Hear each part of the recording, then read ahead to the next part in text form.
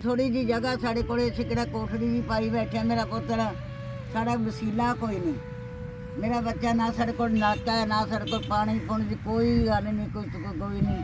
बस शाम को मंग तक को दे जाता, खा लेने पी लेने तो पै जाने बस।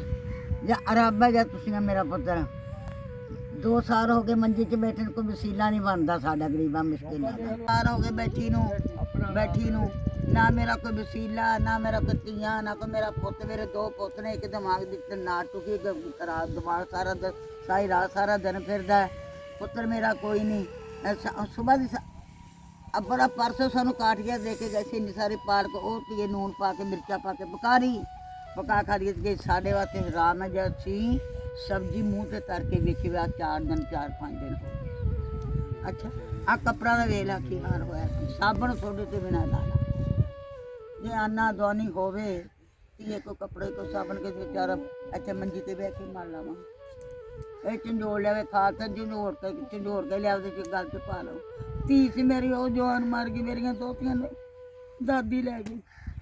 2 साल हो गए धी मरी, निको मेरी धी सी मेरी धी में अखा तो मैंने थोड़ा देखा रो मेरी धी पढ़ी एडी, मेरी धी अकनाली थी मेरी धी। मैं बहुत बर्बाद हुई थी।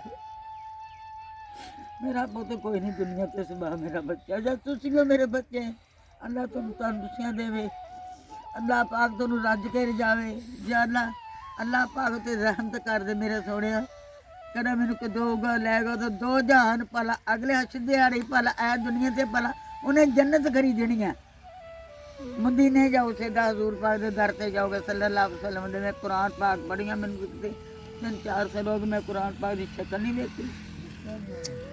नींदा नहीं अखा तेरी नींदा रो रो के धी एडी सोहनी पठान वर्गी कि मेरी धी मर गई। कोई थी कोई नहीं मेरा रब तो मेरा हाल वे चूल्हा वर्गा होया। जे मेरे को पैसा तेला होवे तो मैं आता कोई किसी साबण सोडा मंगा के जा मैंने लिया मैं धो ला। वो भी हाल वे की होया पे बैठे मैदान के बिच मैदान बनी बैठियां। अल्लाह वारस कोई नहीं, अल्लाह कोई रब किसी से बनी पाऊगा ना रब। हाँ ना कोई